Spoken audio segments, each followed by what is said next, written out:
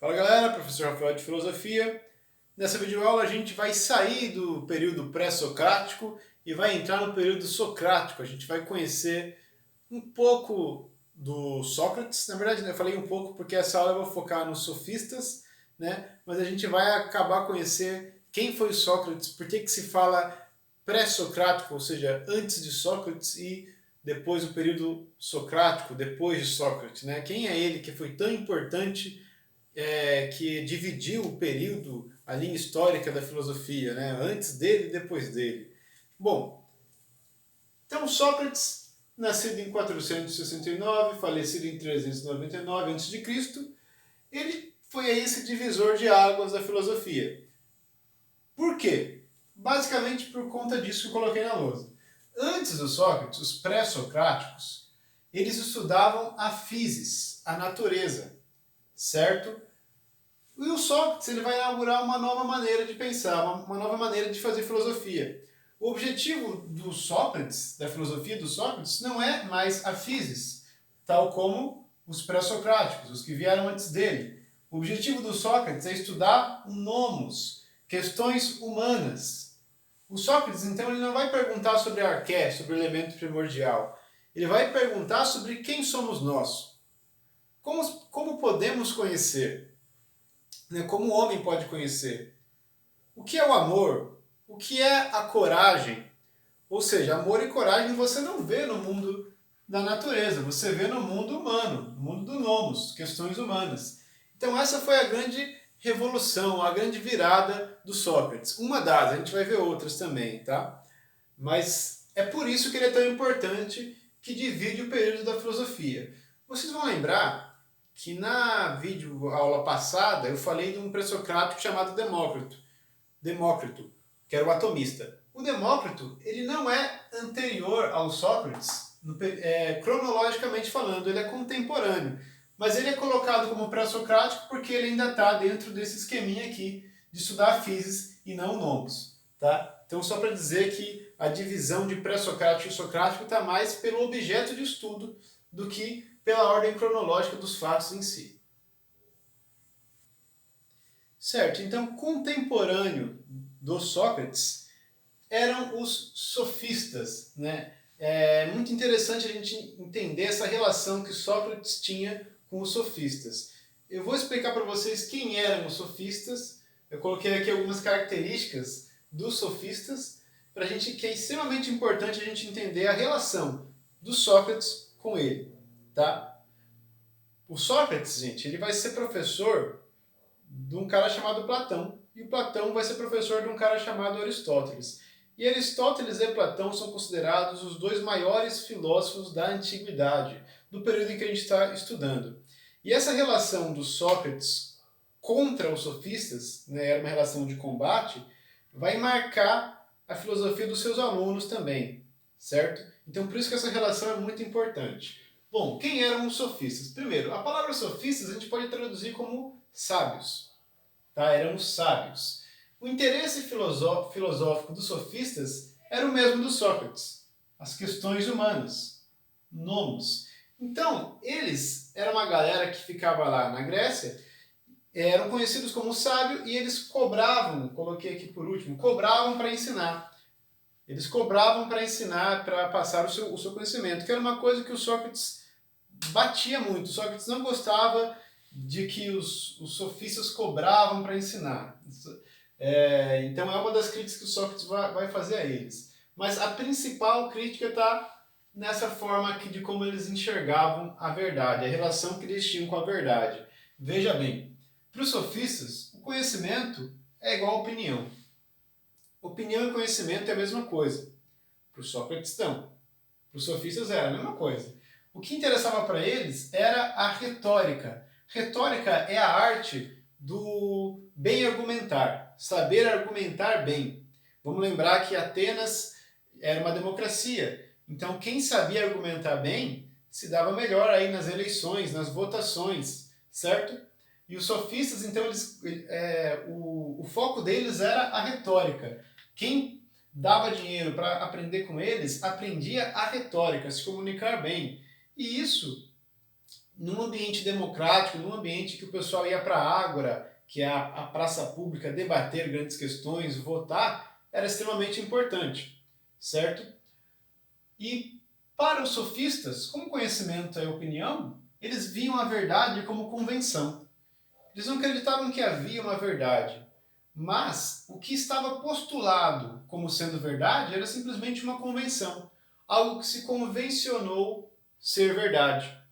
Sabe? Aquela população decidiu que aquilo é certo e que aquilo é errado, mas não que aquilo de fato seja certo ou errado como uma verdade, é apenas uma opinião, né? Uma opinião, não existe essa verdade, e sim uma opinião, e que as pessoas convencionaram que aquilo é verdade. O Sócrates ele vai ser totalmente contra isso. Para o Sócrates, independente da opinião, há uma verdade objetiva. Para os sofistas, não. Certo? Então eu coloquei aqui o nome dos maiores sofistas, dos dois maiores sofistas. Um é o Protágoras e o outro é o Gorgias. São os grandes nomes quando a gente pensa nos sofistas. Percebam aqui a relação que eles têm com a verdade, a relação que eles têm com o conhecimento. O Sócrates, que a gente vai ver mais na próxima aula, é um cara que acredita que é possível conhecimento, que a verdade é objetiva. Eles, como os sofistas, como a gente viu lá nas características na lousa anterior, para eles não. Verdade é convenção. Então vamos lá. O Protágoras, ele tem essa frase que é muito famosa, é a frase mais famosa dele. O homem é a medida de todas as coisas. O que isso quer dizer? Que tudo que a gente olha e vai afirmar algo sobre, a gente vê medindo a coisa à luz de nós mesmos, da nossa própria medida. Ou seja, tudo é subjetivo. Cada homem mede as coisas de acordo com a sua própria experiência, com a sua própria medida. O homem é a medida de tudo. Isso entra numa relação relativista com a verdade, de que tudo é relativo. Cada um vai ter uma visão sobre a verdade, cada um vai medir a verdade à sua maneira, certo? E eu me lembro que na edição passada do Big Brother Brasil, era muito comum as pessoas falarem assim: não, essa é a minha verdade, essa é a sua verdade, essa é a minha verdade. Isso é exatamente o pensamento do Parmênides. A verdade é relativa, cada um tem a sua. Gente, é Protágoras, estou com Parmênides na cabeça. É exatamente a visão do Protágoras, cada um tem a sua verdade, a verdade é relativa. E até eu achei muito engraçado que teve uma hora nessa edição do Big Brother que o Thiago Leifert falou: imagina se o Aristóteles ouvisse vocês, né? Porque o Aristóteles é aluno do Platão, que é aluno do Sócrates, que entende a verdade como objetiva, né? Ele fez essa piada ali, ninguém riu, acho que eles não conheciam.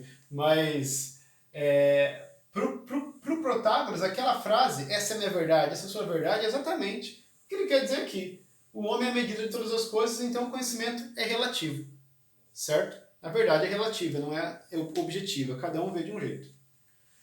O Gorgias, ele é entendido como cético e também nihilista. O que é o cético? É a pessoa que acha que é impossível o conhecimento. O conhecimento é impossível. Só que ele também é nihilista. Nihilista vem de nihil, que significa vazio. Então, ele acha que o conhecimento nem existe, que a verdade nem existe, que o ser não existe. Só que como ele é cético, ele vai dizer, ó, ainda que exista a verdade, a gente não é capaz de compreendê-la, de aprender. E mesmo se a gente for capaz, que ela existe, a gente for capaz de aprender, a gente nunca vai conseguir comunicá-la. Olha essa frase dele. Assim como a visão não conhece os sons, o ouvido não ouve cores, mas os sons. Quem fala expressa um som, mas não pode, falando, expressar cores e experiências. Ou seja, ele achava que a linguagem era incapaz de dizer sobre a verdade. Olha só, e isso que ele coloca aqui é uma discussão do século XX, sobre como adaptar a linguagem à realidade. Né? Quando eu falo, se eu falo sobre o objeto, sobre algo objetivo. Ele já traz aqui, ele é cético, somos incapazes de conhecer a verdade e mesmo que ela exista e que a gente consiga captar, a gente não consegue falar dela. Esse é o pensamento dele. E nihilista porque ele vai achar que a verdade não existe. Ele vai pegar Parmênides e vai falar o seguinte: lembra que Parmênides diz que tem o ser e o não ser, e que o ser não surge do não ser? O Gorgias vai dizer o seguinte, meu, se o não ser não surge do ser, né, ele é ingerado, não foi criado, né, ele é infinito, sempre existiu. Se ele é infinito, ele não está em lugar nenhum. E se ele não está em lugar nenhum, ele não existe. É o argumento nihilista dele. O ser não existe. E por isso que eles vão focar na retórica. Já que não tem verdade, o que interessa para a gente é convencer de que a gente está certo. Retórica, ter bom argumento. Ensinar bom argumento, porque já que a verdade é a convenção, a gente tem que entrar nesse jogo de convencer as pessoas para que a gente estipule a nossa verdade, a nossa medida. É assim que eles veem. Olha, eu vou ler aqui uma frase do Gorgias que ilustra bem isso. Frase do Gorgias. A persuasão, aliada às palavras, modela a mente dos homens como quiser. Olha aí, o foco deles era convencer e não encontrar a verdade, que é justamente o oposto de como Sócrates pensava. Sócrates queria encontrar a verdade, achava que a verdade existe e que o homem é capaz de conhecê-la. Certo? Bom, por hoje, vou parar por aí. Qualquer dúvida, mandem mensagem, a gente vai se falando, eu vou deixar atividades sobre o tema. Valeu!